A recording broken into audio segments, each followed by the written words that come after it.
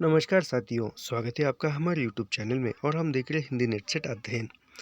अ, आज जो है विजयादशमी है और विजयादशमी की आप सभी को ढेर सारी शुभकामनाएं ये देते हैं और आप सभी के जो भी सपने हैं वह जल्द पूरे हो जाए।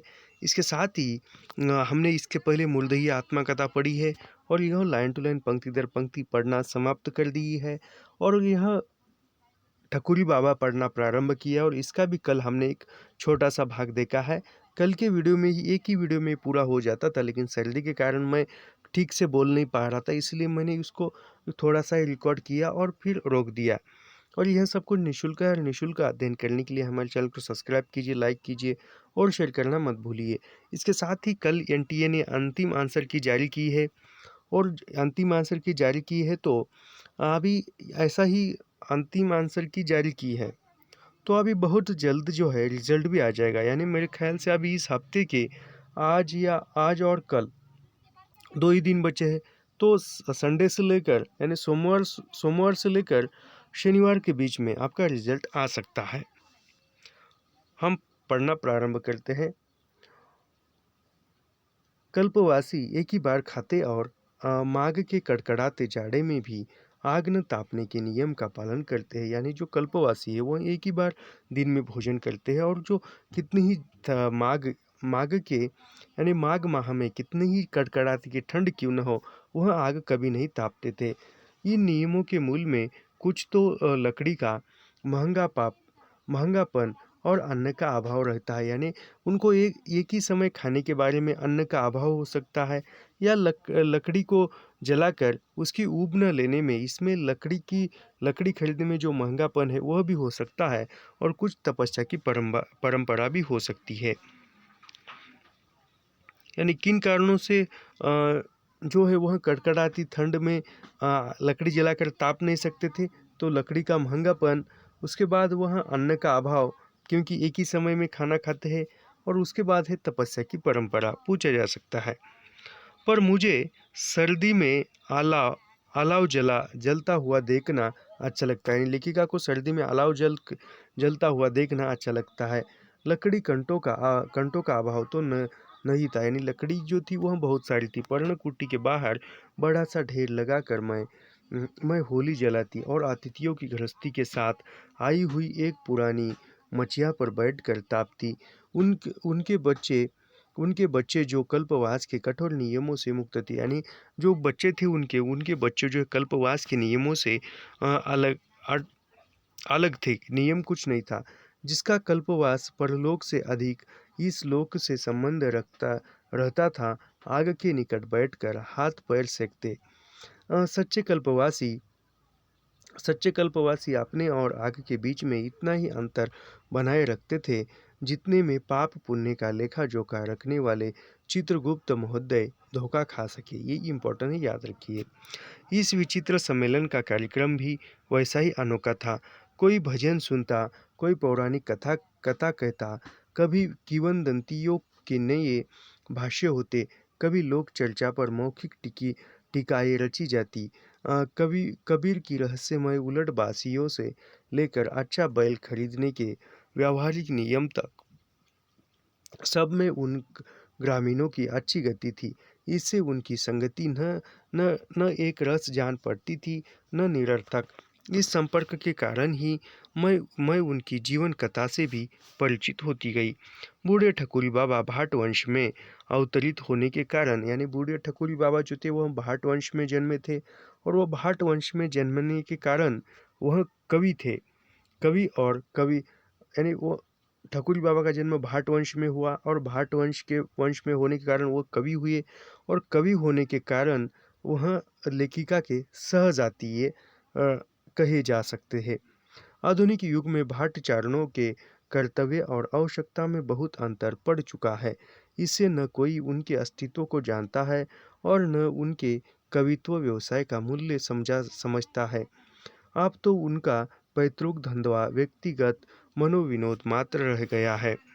समय के प्रवाह को देखकर ही ठकुरी बाबा के पिता ने तुकबंदी के लिए मिली हुई प्रतिभा का उपयोग साधारण किसान बनने में किया और अपनी अपनी दिवंगत प्रथम पत्नी यानी प्रथम पत्नी की मृत्यु के बाद दोनों सुयोग्य पुत्रों को यानी दोनों अपने पुत्रों को नीति शास्त्र में पारंगत बनाकर भावुकता के प्रवेश का मार्ग ही बंद कर दिया। यानी नीति शास्त्र का ज्ञान देने से जो नीति शास्त्र जानता है या नीति की ज्ञान जानता है वह भावुकता में बह नहीं सकता, ऐसा कहते हैं और ये सही भी बात है। तो इसीलिए वह ठकुरी बाबा के पिता ने अपने दोनों पुत्रों को नीति शास्त्र का ज्ञान दिया, नीति शास्त्र की पढ़ाई में पारंगत किया। दूसरी नवोढ़ा पत्नी भी जब परलोकवासिनी हुई यानी फिर ठकुरी बाबा के पिताजी ने दूसरा विवाह किया और उसकी भी निधन हुआ उसका भी। तब उनका पुत्र अबोध बालक था, पर पिता ने प्रिय पत्नी के प्रति विशेष प्रदर्शन के लिए उसे साक्षात कौटिल्य बनाने का संकल्प किया। इस शुभ संकल्प की पूर्ति के लिए जैसा भगीरथ प्रयत्न किया गया, उसे देखते हुए असफलता को दैवी ही कहा जाएगा।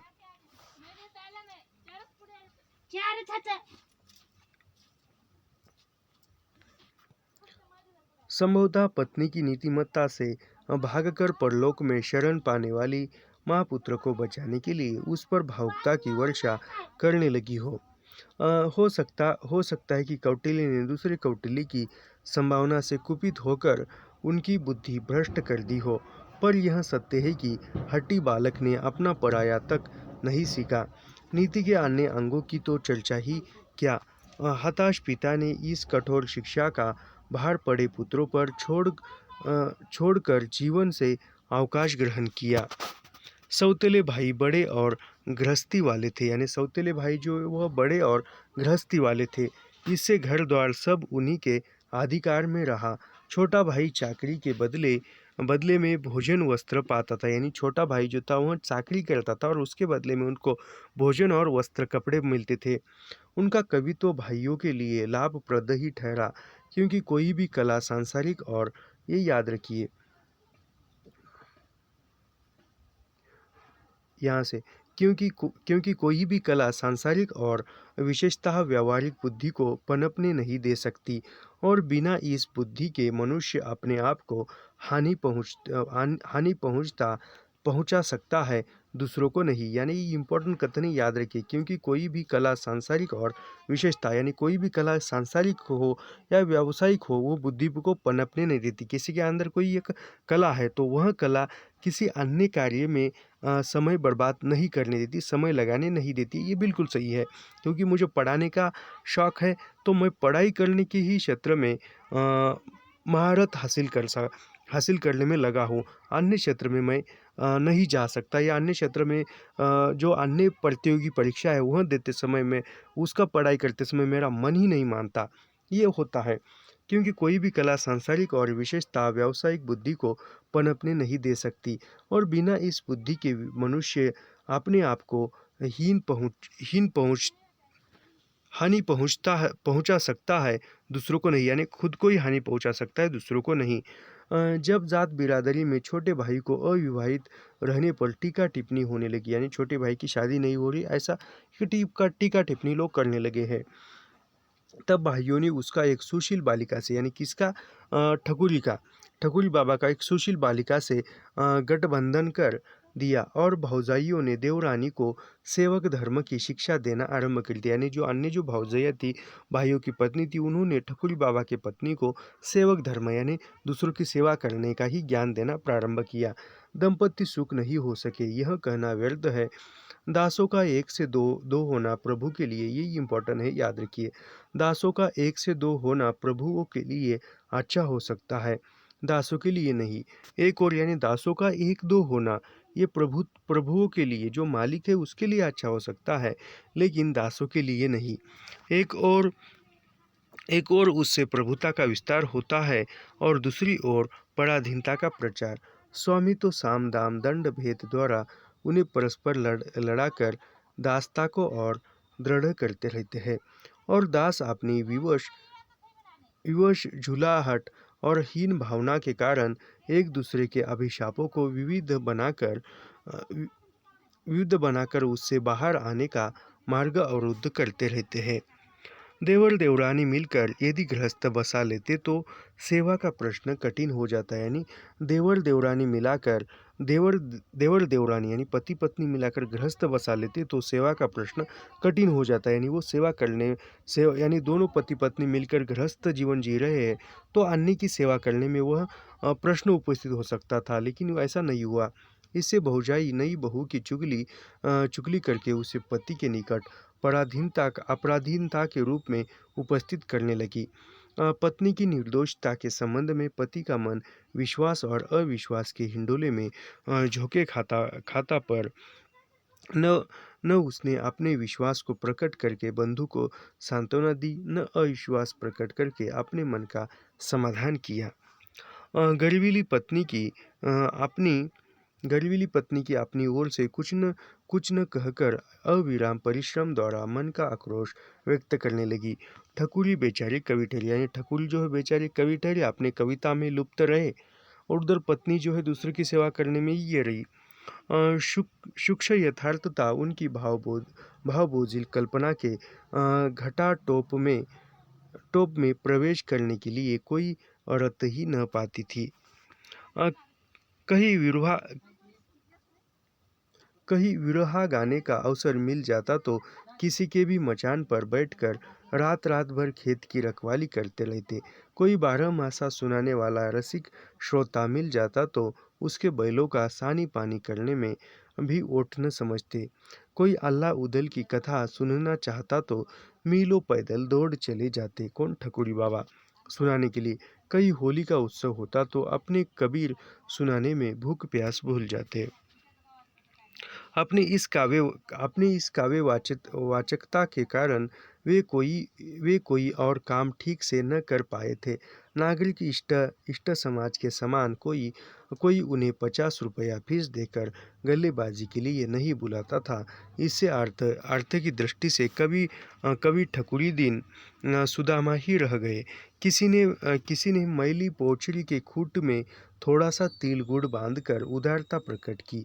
किसी ने पतरोड़ यानी वो उसको देते थे सम्मान के रूप में या दान के रूप में। क्या देते थे? किसी ने थोड़ा सा तिल गुड़ बांधकर उदारता प्रकट की। किसी ने पथरोटी में सत्तू और पत्ते पर नमक के साथ हरी मिर्च रखकर अतिथि सत्कार किया। किसी ने सुलगे हुए कंडों पर 2 भोरियां सेकने का अनुरोध करके काव्य मर्मज्ञता का परिचय दिया। इन पुरस्कारों को पाकर ठकुरी प्रसन्न न थे, यह कहना मिथ्यावाद होगा।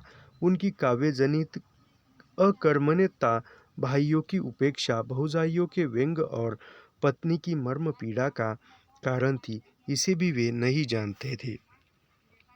कुछ वर्षों में पत्नी ने उन्हें एक कन्या का उपहार दिया। यानी कुछ वर्षों बाद उनको एक कन्या हुई, एक लड़की हुई पर उनके फिर यानी शादी को कुछ वर्ष होने के बाद एक कन्या दाम्पत्य के रूप में एक कन्या हुई और उसके जन्म के उपरांत जो है वह विश्राम और यानी पत्नी जो है वह विश्राम और पत्ते के अभाव में, यानी विश्राम नहीं था और पत्ते भी नहीं था खाने के लिए, जो भी खाए ये चीज़ नहीं खाना चाहिए वो खाना चाहिए ऐसा भी कुछ भी नहीं था।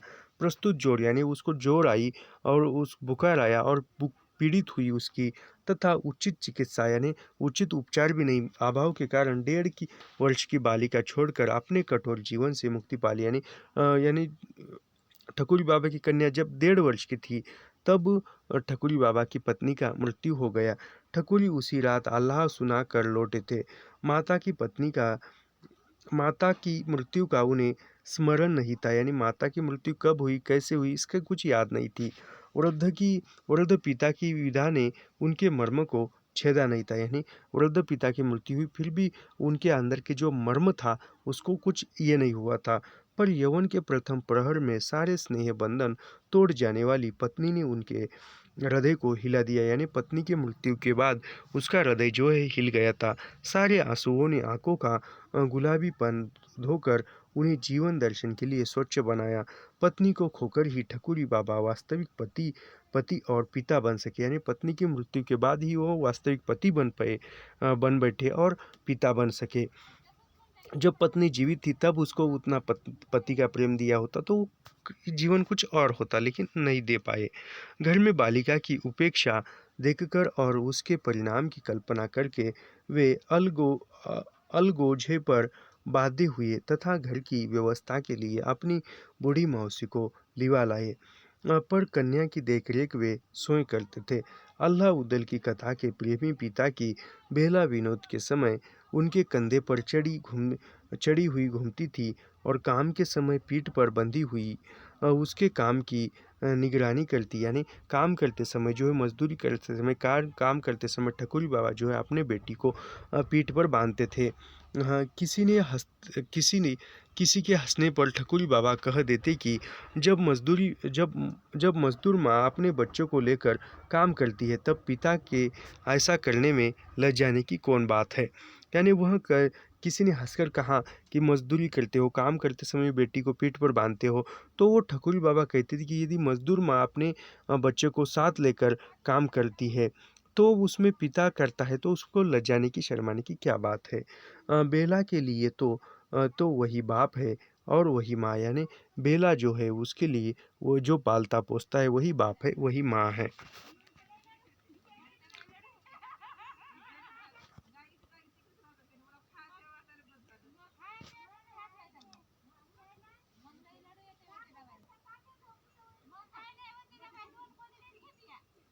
बालिका जब 6-7 वर्ष की हुई तब जब ठकुरी किसी काव्य प्रेमी सहजातीय के सुशील पर मात्र पितृहीन भतीजे को ले आए और बेला की सगाई करके भाभी जामात को अपना अपना कामकाज सिखाने लगे। यानी उसके बेटी का नाम बेला था।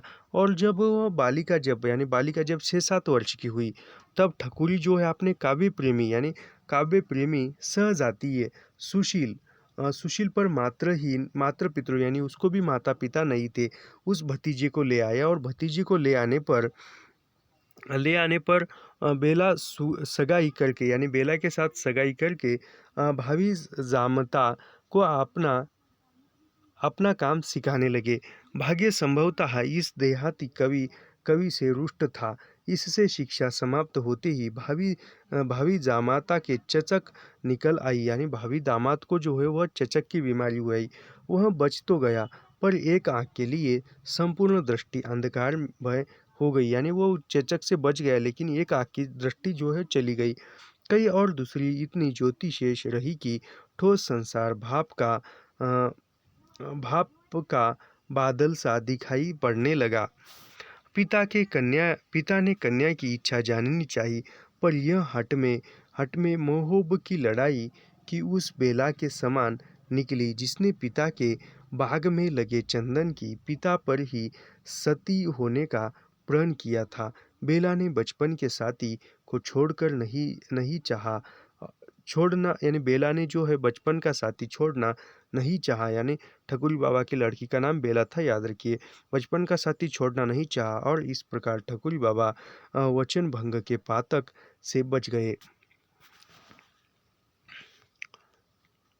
अब कभी ससुर उसकी बूढ़ी मौसी अंधा दामाद और रूपसी बेटी एक विचित्र परिवार बनाए बैठे। यानी जो ससुर कवि है, यानी बेला का पिता जो है वह कवि है और अंधा दामाद है और उसकी बूढ़ी मौसी, यानी इस ठकुरी बाबा की बूढ़ी मौसी है और फिर अंधा दामाद है और रूपवती बेटी है। एक ऐसा परिवार बना।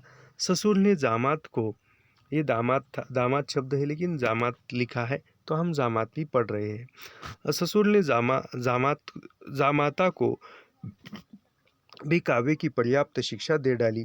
जब ठकुरी चिकारा बजाकर भक्ति के पद गाते तब वह खंजरी पर 2 उंगलियों से थपकी देकर तान संभालता था। बूढ़ी मौसी तन्मयता के आवेश में मजीरा झनकार देती है और भीतर काम करती हुई बेला की गति में एक थिरकन भर जाती है। घर में एक मुर्जा भैंस, दो पचाई गाय और एक हल की खेती होने के कारण जीवन यापन का प्रश्न विशेष समस्या नहीं उत्पन्न करता था। यानी थोड़ा सा खेत था, यानी मुर्रा भैंस थी। एक भैंस की एक जात है, जैसे जाफर भैंस होती है, मुर्रा भैंस होती है, कोल्हापुरी भैंस होती है। ऐसी इसमें जो मुर्रा भैंस जो है वह एक भैंस थी। जो मुर्रा भैंस भैंस होती है उसके सींग जो है लंबे लंबे रहते हैं, शरीर में थोड़ी सी दुबली रहती है, ऐसी वो रहती है। तो घर में एक मुर्रा भैंस थी, दो पछाई गाय, दो पछाई गायें, एक हाल चल सकता है दो बैलों का, ऐसी खेती थी। इसीलिए जो जीवन जीने का प्रश्न है वह ज़्यादा समस्या नहीं लगती थी जीवन जीने में। ठकुरी बाबा के घर में किस जाति की भैंस थी? तो मुर्रा जाति की भैंस थी, याद रखिए, पूछा जा सकता है। यह विचित्र परिवार हर वर्ष माघ के मेले के अवसर पर गंगा तीर कल्पवासी करके पुण्य पर्व मनाता है। इसके साथ गांव के अन्य अन्य भक्तगण भी खींचे चले आते हैं। ठकुरी बाबा तो सबको अपना अतिथि बनाने को प्रस्तुत रहते हैं, पर कल्पवास में दूसरे का अन्न खाने वाले को विनिमय में अपना पुण्य फल, यानी कल्पवास में दूसरे का अन्न खाने वाले को अपना जो विनिमय होता है वह पुण्य फल दे देना पड़ता है। इससे वे सब अपनी अपनी कटरी मुटरी में खाने पीने का सामान लेकर घर से निकलते हैं।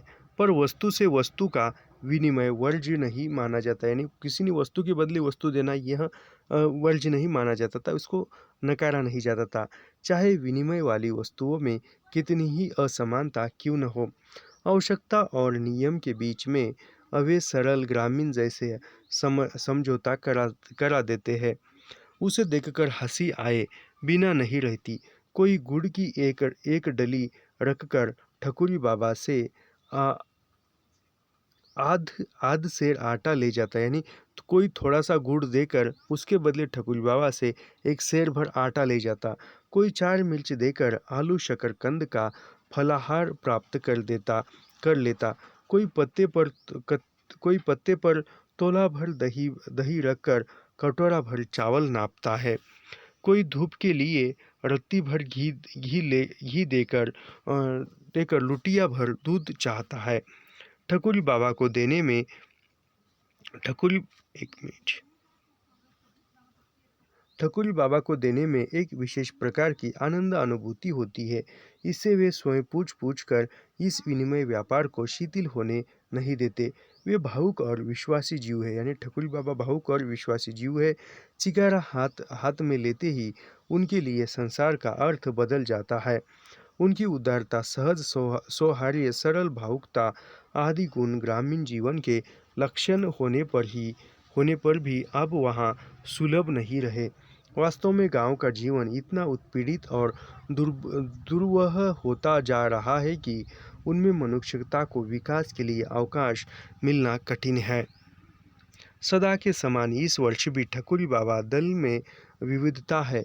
भोजन की व्यवस्था के लिए बालू खोदकर उन्हें चूल्हे बनाती हुई लोक चिंता रत बेटी, चिकारा मंजीरे और डफली आदि की पृष्ठभूमि के साथ स्वप्न प्रदर्शन में आंचल जामता और घी की हंडिया काशी फल आदि के बीच में बैठकर लोक और परलोक की समस्या सुलझाती हुई मौसी से ठकुरी बाबा का कुटुंब बना है। शेष मानव विभिन्न वर्गों, यानी एक बात याद रखिए, लोक और परलोक की समस्या, ठकुरी बाबा इसमें लोक और परलोक की समस्या सुलझाने में कौन है? तो ठकुरी बाबा की मौसी है, याद रखिए। और इसी से कुटुंब बना हुआ है। वर्गों और जातियों की सम्मिलित परिषद है। एक वृद्ध ठकुराइन है, यानी एक वृद्ध ठकुराइन है। पति के जीवन काल में वे परिवार में रानी की स्थिति रखती है, यानी पति के जीवन काल में जो है वह परिवार में रानी की तरह थी, परंतु विधवा होते ही जेठतों ने निसंतान काकी से मत, यानी फिर उसके पति की मृत्यु हुई और फिर जो अन्य जेठ थे उन्होंने उनको निसंतान काकी से मत देने का अधिकार भी छीन लिया, यानी निसंतान होने के कारण कुछ अधिकार देने से छीन लिया।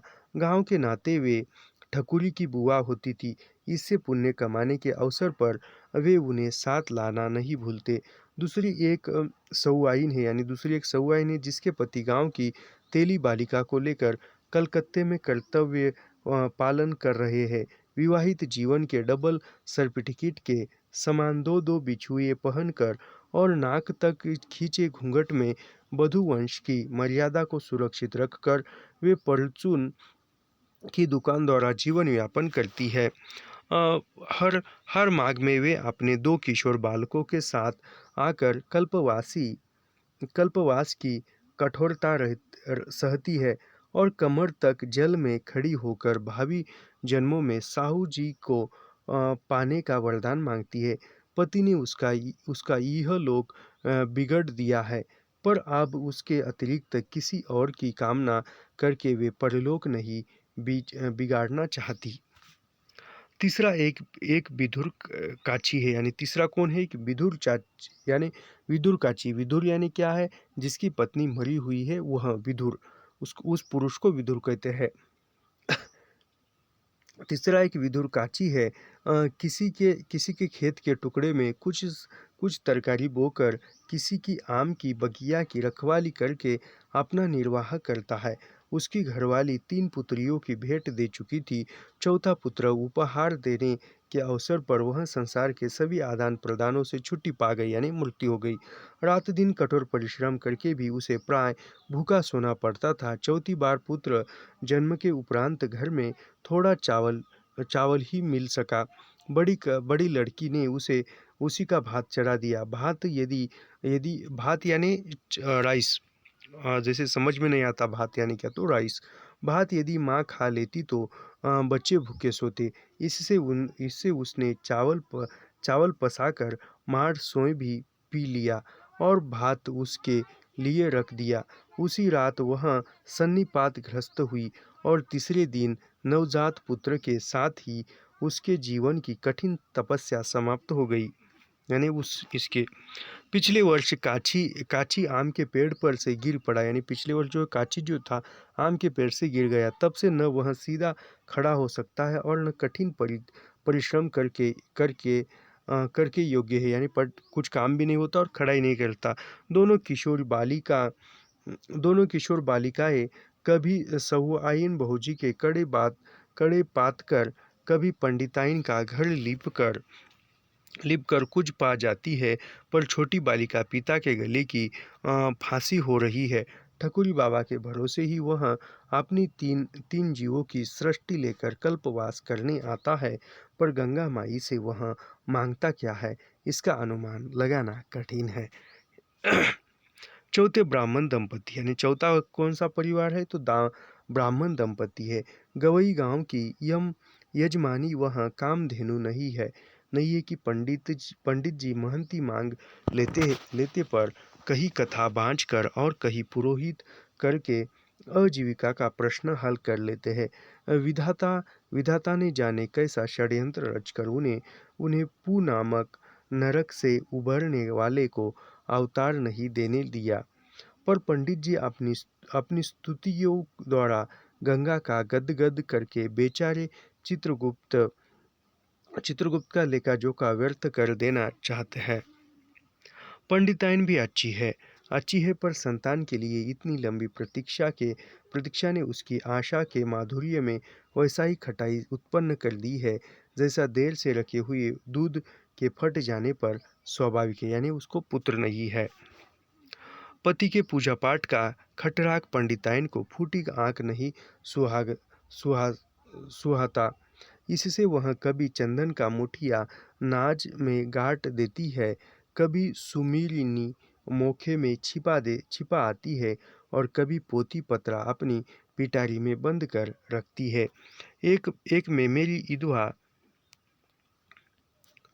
एक ममेरी यानी मामा की लड़की, एक ममेरी विधवा बहन का देहांत हो जाने पर पंडित बालक भांजे को आश्रय देने के लिए बाध्य हो गए। तब से वही महाभारत की द्रौपदी बन गया है। उससे पुत्र का अभाव भरने के स्थान में और अधिक रिक्त होता जा रहा है। अपना होता तो कह न मानता, अपना रक्त होता तो अपनी ममता करता आदि का अर्थ बालक की अबोधता देखकर समझ में नहीं आता। वह बेचारा इन सिद्धांत वाक्यों को केवल चकित विस्मय भाव से सुनता रहता है, क्योंकि अपने पराये की परिभाषा अभी तक उसने सीखी ही नहीं है। जैसा वह माँ के जीवन काल में था, वैसा ही आज भी है। अब अचानक अब अचानक वह मामी को इतना क्रोधित कैसे कर देता है, यह प्रश्न उनके उसके मन को जब मत डालता है, तब वह फूट फूट कर रो उठता है। इस विचित्र साम्राज्य के साथ मैंने माघ का महीना भर बिताया। अंत इतने दिनों के स्मरण कुछ कम नहीं है, पर इसमें एक संध्या मेरे लिए विशेष महत्व रखती है। यानी एक संध्या जो है, वो एक शाम का समय जो है, ये विशेष महत्व रखता है।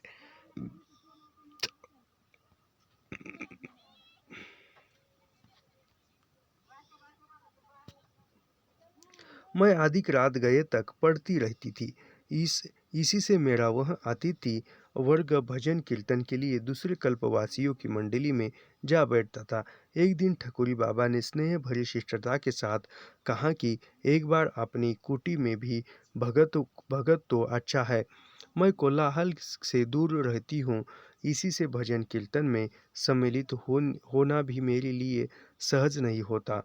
पर उस दिन संभवतः कुतूहलवश ही मैंने उसका निमंत्रण स्वीकार कर लिया। दिन निश्चित हो गया। माघी पूर्णिमा के पहले आने वाली त्रयोदशी रही होगी। सवेरे कुछ कुछ मेघखंड आकाश में एकत्र हो गए थे, पर संध्या की सुबह व सुनहली आभा आभा के खैर प्रभाव ने धारा में पड़े नीले कमलों के समान वह कर किसी अज्ञात कुल से जा लगे। संध्या स्नान और गंगा में दीपदान करके वे सब कुटी के बरामदे में और बाहर बाहर बालू पर एकत्र हो गए। पंडित जी ने पूजा के लिए एक छोटे गमले में मिट्टी भरकर तुलसी रोप दी। उसी को बीच में स्थापित करके बालू का एक छोटा सा चबूतरा बनाया गया। फिर बूढ़ी मौसी के पिटारे से रखी हुई द्वारकाधीश की ताम्रमयी छाप, पंडित जी की रंगीन काठ की डिबिया के बंदी शालग्राम, ठाकुराइन बुआ के चांदी की चांदी की जलहरी में विराजमान महादेव जी की ठकुरी बाबा का पुराने प्रेम और टूटे शीशे में जड़ा हुआ राम पश्चातायन का चित्र सूर के साथ में लड्डू लिए पीतल के बाल मुकुंद और सऊ आइन भौजी के पास पति की स्मृति के रूप में रखे हुए मिट्टी के गणेश सब उसी चबूतरे पर प्रतिष्ठित हो गए। जान पड़ता था भक्तों ने अपने देवताओं को भी सम्मेलन के लिए बाध्य कर दिया है। ये जब परीक्षा नज़दीक आएंगे, हम इसका शॉर्ट में नोट्स बनाकर फिर से एक बार पढ़ेंगे। बैठने में भी व्यवस्था की कमी नहीं दिखाई दी। खुले बरामद में मेरे लिए आसन बिछा था। दाहिनी ओर दोनों बुढ़िया और उनके कुछ हटकर सऊ आइन और पंडिताइन बैठी थी। बाई और बच्चों की पंक्ति थी, जिसे सर्दी से बचने के लिए सऊ आइन ने अपनी दूसूती चादर खोलकर उड़ा दी थी। देवताओं के सामने पंडित जी पुरानी पोथी खोले विराजमान थे। उनसे कुछ हटकर ठकुरी बाबा चिकारे की खूंटी ऐट रहे थे और उनके गीत की हर कड़ी ठीक ठीक सुनने के लिए सटकर बैठा हुआ जामत यानी दामाद गोद में रखी खंजरी पर ममता से उंगलियां फेर रहा था। काची काका इन दोनों से कुछ दूर फटी चादर में सिकुड़े हुए थे। मुझी हुई पीठ के कारण ऐसा जान पड़ता था मानो वालू के कनों में कुछ पड़ रहे हैं। 10-5 और ऐसे ही कल्पवासी आ गए थे। धूप जाना, आरती लिए, फूल बत्ती बनाना, घी निकालना आदि काम बेला के जिम्मे थे। अंत वह फिरकनी के समान इधर उधर नाच रही थी। कौन? बेला, जो ठकुरी बाबा की लड़की थी। वहाँ भक्तों ने तुलसा महारानी नमो नमो गाया और पंडित जी ने पूजा का विधान समाप्त किया। यानी भक्तों ने क्या कहा, तुलसा महारानी नमो नमो ऐसा गाया और पंडित जी ने जो है पूजा का विधान समाप्त किया। तब तांबे के पश्चात और अचमनी से गंगा जल और तुलसी दल बांटा गया। गंगा जल भक्त मंडली पर छिड़का कर पंडित देवता ने कुछ शुद्ध कुछ अशुद्ध संस्कृत में गंगा के महात्म्य का पाठ किया। फिर उच्च स्वर से रामायण का वह अवतार गाया जिसमें श्री राम जानकी लक्ष्मण गंगा पार करते हैं। श्वेता गणों में अधिकांश को वह अवतरण कंठ होने के कारण कथावाचक का स्वर अन्य स्वरों की समष्टि में डूबकर अपना बेसुरापन छिपा सका।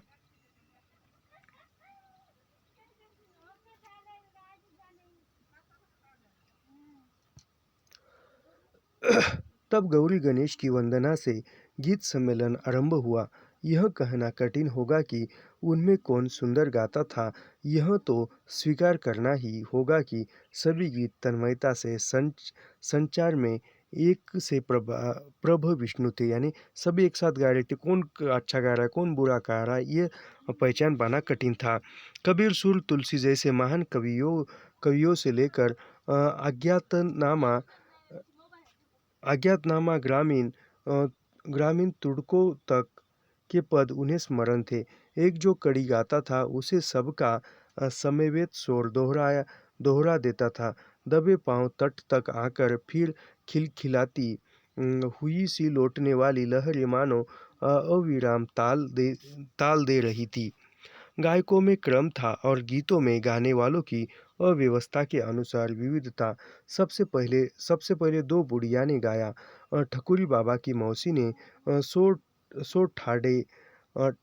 ठाड़े दोऊ भैया सुर सरी तीर ऐसी पार से लखन पुकारे केवट लाखों नैया सुर सरी तीर गाकर वनवासी राम का जो मार्मिक चित्र उपस्थित किया, उसी की प्रतिकृति ठकुराइन की दक्षिण दिशा दे रे भरत सहारे आजू अवैया मोरे राम पियारे दिवस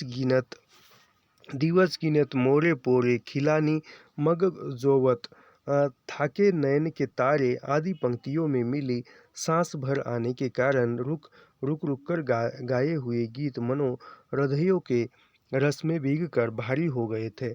पंडिताइन के कहने लागे पंडिताइन गाने लगी, कहने लागे मोहन मैया मैया मैं यदि भाव का विस्तार था तो सऊ आइन के चले गए गोकुल से बलिवीरा चले गए। यह गा रहे थे। विलखत ग्वाल विसोरुति गोवे तलफत जमुना नीरा चले गए। मैं अभाव की गहराई सुनाए बिना गुजर न होई कह गए गवाए हुए गाछी काका के।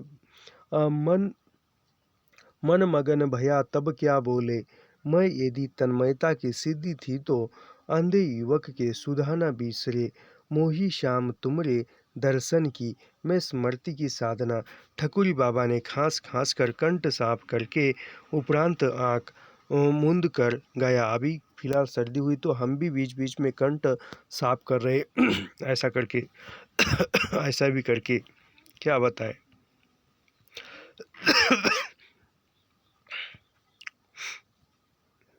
खेले लागे अंगना में कुंवर, ये कौन गा रहा है, यह जो है यह ठकुरी बाबा गा रहा है। याद रखिए, ठकुरी बाबा ने खांस कर कंठ साफ करने के उपरांत आँख मूंद कर गया, यानी आंखें बंद करके ठकुरी बाबा गाने लगे हैं।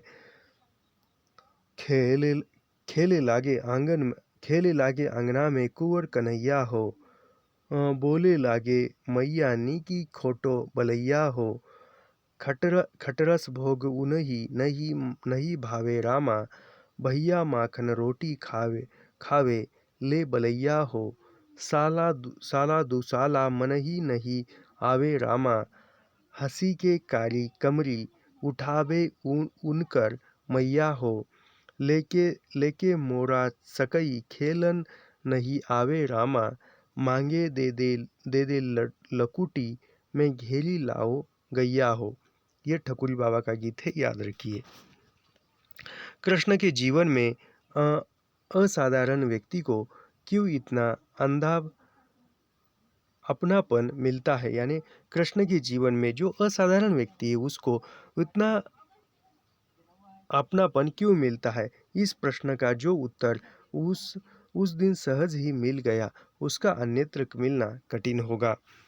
शोर दिखाए और रंग भी प्रत्यक्ष कर सकते हैं, यह उनकी गीत लहरी की चित्रमयता से प्रयत्न हो गया। बूढ़े से बालक तक सबको एक ही स्पंदन, एक ही पुलक और एक ही भाव बांधे हुए था। कितनी कितनी देर तक उन्होंने क्या क्या गाया यह बताना संभव नहीं, क्योंकि जब अंतिम आरती ने इस सम्मेलन की समाप्ति की सूचना दी तब मैं मानो नींद से जागी। थोड़ी देर में सब बरामदे में अपना अपना बिछौना ठीक करके लेट गए, किंतु मैं अपनी कोठरी में पीतल की दीवट में जलते हुए दिए के सामने बैठकर कुछ सोचती रह गई। सौआइन ने पहले पहले बाहर बाहर से झांका झांका, फिर एक पैर भीतर रखकर विनीत भाव से जो कहा, उसका आशय था कि आप दिए को विदा कर देना चाहिए। उसकी माँ राह देखती होगी, यानी दिया बुझा देना चाहिए और सोने का समय हुआ है, कहने का मतलब। हंसी मेरे ओठों तक आकर रुक गई। जब इसके लिए सब कुछ सजीव है, तब ये दीपक की माँ की और उसकी प्रतीक्षा की कल्पना क्यों न करे। बुझाए देती हूँ, कहने पर सौआइन ने आगे बढ़कर आंचल की हवा से उसे बुझा दिया। बेचारी को भय था कि मैं शरारती शिष्टाचारहीनता के कारण कहीं फूंक से ही न बुझा सकूं, यानी कहीं वो ऐसे मुंह से फूंक कर क्यों न बुझा दे, इसलिए उसने आंचल से फूंक दिया। आंचल से वो हवा करके उसको बुझा दिया। कितनी देर तक मैं अंधकार में बैठकर सोचती रही, यह स्मरण नहीं पर जब मैं कुटी के बाहर आकर खड़ी हुई तब रात ढल रही थी। निस्तब्धता से भीगी चांदनी हल्की सफेद रेशमी चादर की तरह लहरों में सिमटी और वालू में फैली हुई थी। मेरी पर्णकुटी में दो बरामदे चांदनी से घुले से गए थे। उनमें ठंडी जमीन, चादर पुआल आदि पर जो दृष्टि सो रही थी, उनके बाह्य रूप और हृदय में कितना इतना अंतर क्यों है, यही मैं बार बार सोच रही थी। उनके हृदय का संस्कार, उनकी स्वाभाविक शिष्टता, उनकी रस विद्वत्ता, उनकी कर्मठता आदि का क्या इतना कम मूल्य है कि उन्हें जीवन यापन की साधारण सुविधाएं तक दुर्लभ हो जावे। उन मानव हृदयों में उमड़ते हुए भाव समुद्र की जो स्पर्श मधुर तरंग मुझे छू भर गई थी, उसी की स्मृति मेरे मानस पट पर न जाने कितने विरोधी चित्र आंकने लगी।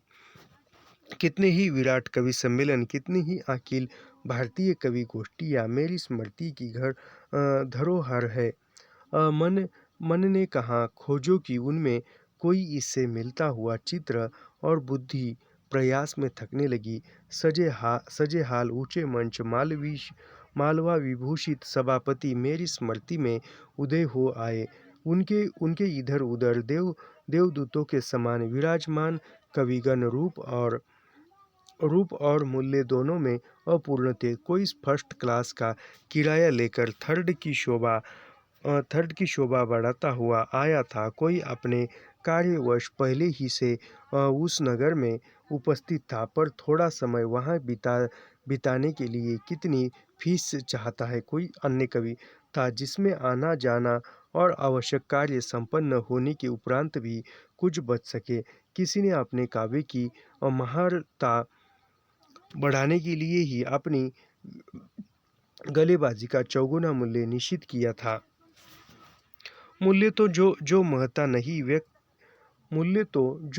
नहीं व्यक्त हो सकी, वह वेशभूषा में प्रत्यक्ष थी। किसी के नए सिले सूट की अंग्रेजियत तांबुल राग की स्वदेशीयता में रंजित होकर निखर उठी थी। किसी का चीनांशुक का लहराता हुआ भारतीय परिधान सिगरेट की सिगरेट की धूम लेखाओं में उलझकर रहस्यमय हो रहा था। किसी के सिर के खड़े बाल अमामी से सगमूसा के चमकीले फर्श की अंत आती उत्पन्न करते थे। किसी की सिल्ली शैम्पू से धुली सीधी लटों का कृत्रिम कुंचन विधाता पर मनुष्य की विजय की घोषणा करता था। कुछ प्राचीनतावादियों की कभी निर्मेश खुली आंखें और कभी मीलित पलकें प्रकट करती थी कि काव्य रस में विश्वास न होने के कारण उन्हें विजया से सहायता मांगनी पड़ती है। इन आश्चर्य पुत्रों के सामने श्रोतागणों की जो समष्टि थी, वह मानो उनके चमत्कारवाद की परीक्षा लेने के लिए ही एकत्र हुई थी। कचहरी में ग्यारहों की पुकार से समान नामों की पुकार होती थी। यानी कचहरी में जो है गवाहों के नामों की पुकार करते समय जो समान नाम होते हैं एक जैसे, जैसे राजू राजू नाम के अनेक, तो वैसी पुकार होती थी। कवियों में कोई मुस्कुराता, कोई लज्जाता, कोई आत्मविश्वास से छाती फुलाता हुआ आगे आता, कोई पंचम, कोई कोई षड्ज, कोई गांधार और कोई सब स्वरों के अभाव में एक एक सानु एक सानुनासिकता के साथ कलाबाजियों में काव्य को समझा समझा कर श्रोताओं के सामने उपस्थित करता और वाह वाह के लिए सब और गर्दन घुमा था। उनके इतने उनके उनके इतने करतब पर भी दर्शक चमत्कृत होना नहीं जानते थे। कहीं कहीं से आवाज़ आती, कंठ अच्छा नहीं है, कोई बोल उठता, भाव सो बताए जाइए, किसी और से सुनाई पड़ता है, बैठ जाइए। कोई धृष्ट श्रोता कवि से किसी उच्छृंखल श्रृंगारमयी रचना को सुनाने में भी फरमाइश करके महिलाओं की पलकों का झूलना देखता। कभी भी हार न मानने की शपथ लेकर बैठते हैं। वह नहीं सुनना चाहते तो इसे सुनाए, यह मेरी नवीनतम कृति है, ध्यान से सुनिए। आदि आदि कहकर वे पंडों की तरह पीछे पड़ जाते। दोनों ओर से कोई भी न अपनी हार स्वीकार करने को प्रस्तुत होता है और न दूसरे को हराने का निश्चय बदलना चाहता है। कभी कभी 8-8 घंटे तक यह कवायद चलती रहती है, पर इतने दीर्घ समय में ऐसे कुछ क्षण भी निकालना कठिन होगा जिसमें कवि का भाव श्रोता में अपनी प्रतिध्वनि जगा सका हो और दोनों पक्ष बाजीगर और तमाशबीन का स्वांग छोड़कर काव्य नंदन में एकत्व प्राप्त कर सके। यानी कवि और जो प्रेषक है वह एक मन हो जाए, एक इसमें सहृदयता आ जाए, ऐसा कम होता हो। कवि कहेगा ही क्या यदि उसकी इकाई सबकी इकाई बनकर अनेकता नहीं पा सकी, और श्रोता सुनेंगे ही क्या यदि उन सब की विभिन्नताएं कवि में एक नहीं हो सकी। जब यह समारोह समाप्त हो जाता है तब सुनने वाले निराश और सुनाने वाले थके हुए लौट आते हैं। यानी जब समारोह समाप्त हो जाता है तब सुनने वाले निराश होकर लौटते हैं और सुनाने वाले थके हुए लौटते हैं। उन पर काव्य का शांतित्व प्रभाव कितना कम रहता है, इसे समझाने के लिए उन सम्मेलनों का स्मरण पर्याप्त होगा जिनसे लौटने वालों के कतिपय व्यक्ति संगीत व्यवसायियों के गान से मन बहलाने में न हिचकते। भाव यदि मनुष्य की शुद्रता, दुर्भावना और विकृतियां नहीं बह जाता, तब वह उसकी दुर्लभता बन जाता है। इसी से स्नेह, करुणा आदि से भाव हृदय की शक्ति बन सकते हैं और द्वेष, क्रोध आदि के उद्भाव उसे और अधिक दुर्बल स्थिति छोड़ दे जाते हैं। ग्रामीण समाज अपने रस समुद्र में व्यक्तिगत भेद बुद्धि और दुर्लभताएं सहज ही डुबा देता है। इससे इसी भाव स्नान के उपरांत वह अधिक स्वस्थ रूप प्राप्त कर लेता है।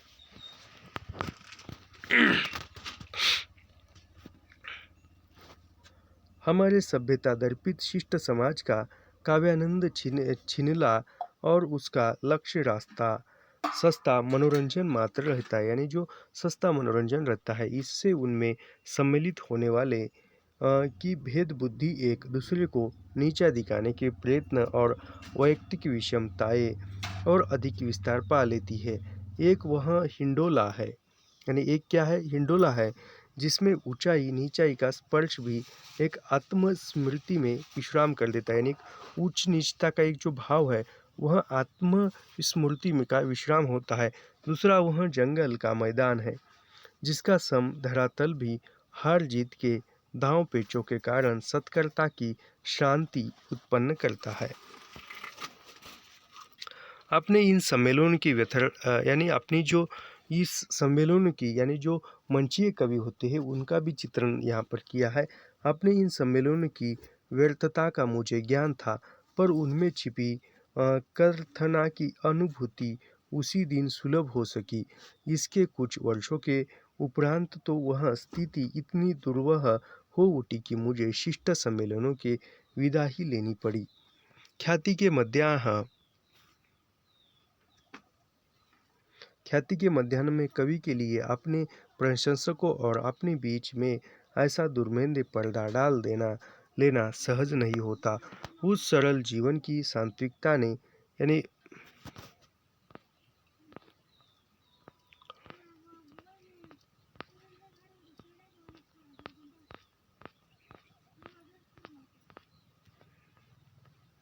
थोड़ा सा बच्चा है, इसको हम समाप्त ही करेंगे।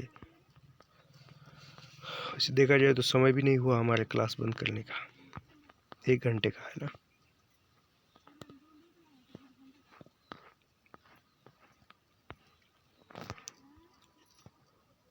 बोझ फेंककर नाच उठेगा, इसका उत्तर सब जानते हैं। उसकी इच्छा आर्त के क्षेत्र में जितना मुक्त है, वह श्रोताओं की इच्छा का उतना ही अधिक बंदी है। यानी जितना खुद के उसके अर्थ का क्षेत्र जितना मुक्त होता है, यानी अनेक अर्थ निकल सकते हैं। अर्थ निकालने में कोई कोई एक बंधन नहीं है। वह उतना श्रोताओं की इच्छा का उतना ही वह अधिक बंदी होता है, यानी श्रोताओं की इच्छा पर। जिस दरिद्र समाज ने इस व्यावसायिक आस्था के संबंध में मुझे नास्तिक बना दिया, उसे अब तक मेरी ओर से धन्यवाद भी नहीं मिल सका। जब ठकुरी बाबा और उनके साथी बसंत पंचमी का स्नान करके चले गए, तब जीवन में पहली बार मुझे कोलाहल का अभाव अखड़ा गया, यानी कोलाहल का अभाव खलने लगा। तब से अनेक माघ मेलों में मैंने उन्हें देखा है। कितनी ही बार नाव पर या तट पर उनकी भगत का आयोजन हुआ, कितनी ही बार उन्होंने खिचड़ी, बाजरे के पुए आदि व्यंजनों से मेरा सत्कार किया, और कितनी ही बार अपने जीवन का आख्यान सुनाया। मैंने उनसे अधिक सहृदय व्यक्ति कम देखे हैं। यदि यह वृद्ध यहाँ न होकर हमारे बीच में होता तो कैसा होता, यह प्रश्न भी मेरे मन में अनेक बार उठ चुका है। पर जीवन के अध्ययन ने मुझे बता दिया है कि इन दोनों समाजों का अंतर मिटा सकना सहज नहीं। उनका बाह्य जीवन दीन है और हमारा अंतर जीवन रिक्त। उस समाज में विकृतियाँ व्यक्तिगत है, पर सद्भाव सामूहिक रहते हैं। इसके विपरीत हमारी दुर्बलताएं समष्टिगत है, पर शक्ति वैयक्तिक मिलेगी। ठकुरी बाबा अपने समाज के प्रतिनिधि, यानी ठकुरी बाबा जो है अपने समाज के प्रतिनिधि है। इससे उनकी सहृदयता वैयक्तिक विचित्रता न होकर ग्रामीण जीवन में व्याप्त सहृदयता को व्यक्त करती है। हमारे समाज में उनकी 2 ही स्थितियाँ संभव थी। यदि उनमें दुर्लभताओं का प्राधान्य होता तो वे इस समाज का प्रतिनिधित्व करते, और यदि शक्ति का प्राधान्य होता तो अवसाद की कोटि में आ जाते। इधर 2 वर्ष से ठकुरी बाबा माघ मेले में नहीं आ रहे, यानी कितने वर्षों से, 2 वर्षों से माघ मेले में ठकुरी बाबा नहीं आ पा रहे हैं।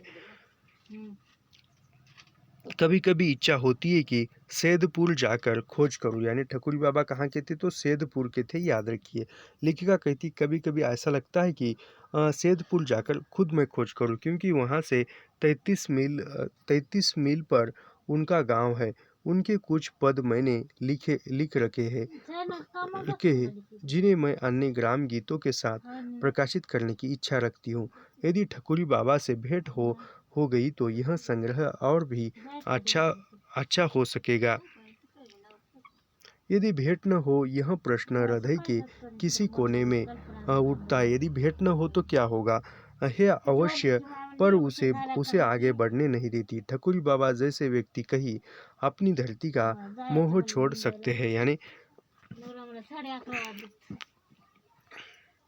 पिछली बार जब वे आए थे तब कुछ शिथिल जान पड़ते थे।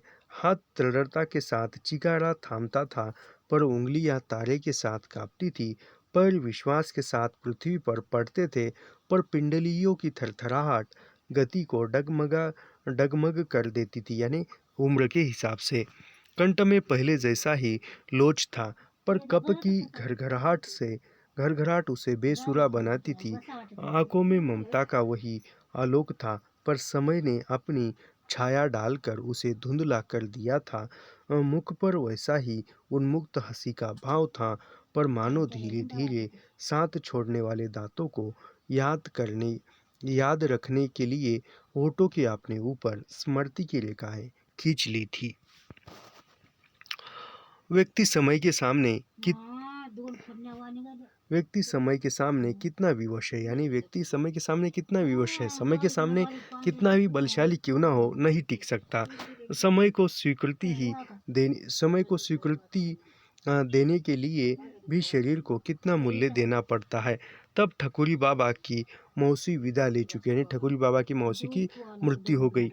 उनकी परिस्थिति ठकुरी बाबा के लिए इतनी स्वाभाविक हो गई थी कि अभाव की अस्वाभाविकता ने उन्हें एकदम चकित कर दिया होगा। एक बार फिर उनके परिचय की सीमा में आ जाने वाली व्यक्ति ठकुरी बाबा का आत्मीय बन जाता है।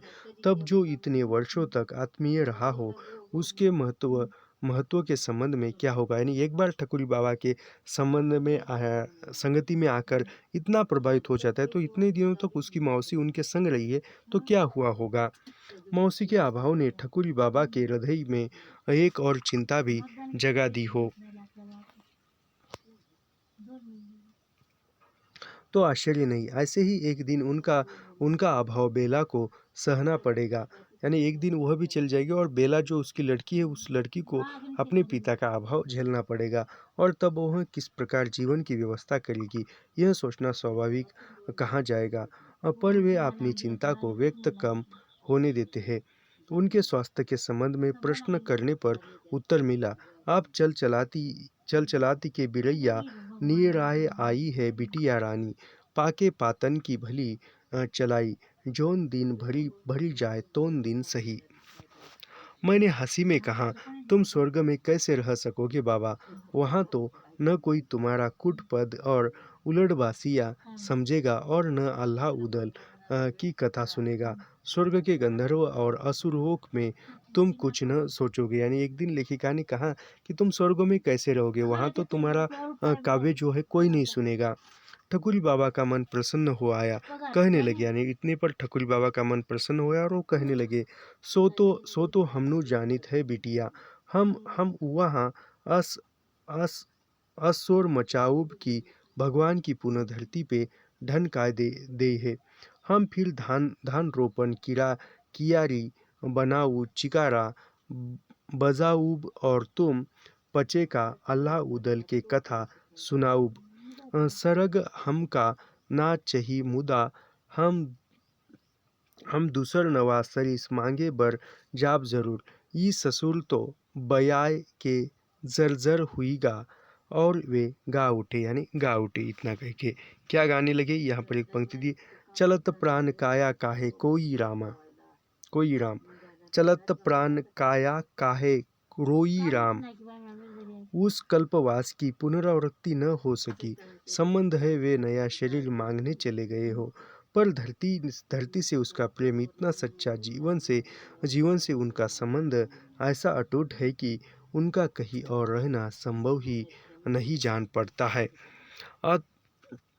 अथर्व के जो गायन अपने आप को धरती का पुत्र कहते थे, ठकुरी बाबा उन्हीं के सहजाती कहे जा सकते हैं। इनके लिए यानी कौन से याद रखिए, ये पूछा जा सकता है।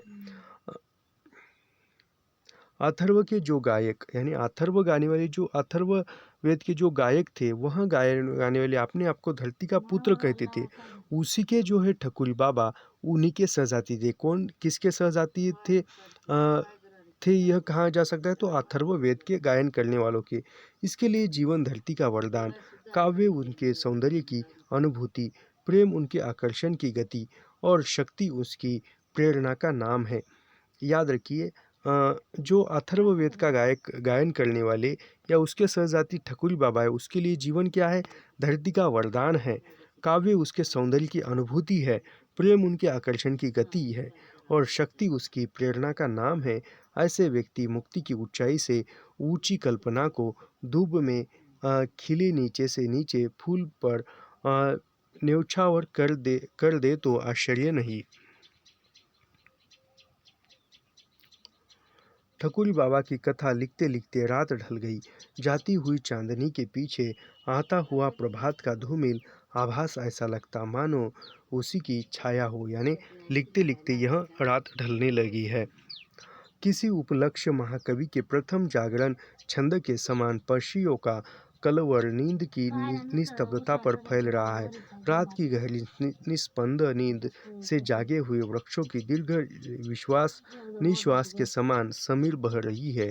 और ऐसे समय में मेरी स्मृति ने मुझे भी किसी अतिकाल के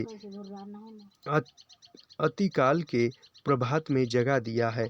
जान पड़ता है ठकुरी बाबा गंगा तट पर बैठकर तन्मय भाव से प्रभाती गा रहे हैं। जागिए कृपा निधान पंछी बन बोले, ये लेखिका की पंक्ति है। अपनी प्रभाती से वे किसे जगाते हैं यह कहना कठिन है। तो इस प्रकार जो है यह ठकुरी बाबा समाप्त हुआ है और इसके आगे की रचना हम तुरंत प्रारंभ करेंगे और तुरंत पढ़ना प्रारंभ करेंगे इसके बाद के वीडियो में। तो यह सब कुछ निःशुल्क है और निःशुल्क अध्ययन करने के लिए हमारे चैनल को सब्सक्राइब कीजिए, लाइक कीजिए और शेयर करना मत भूलिए। मिलते हैं नेक्स्ट वीडियो में। धन्यवाद।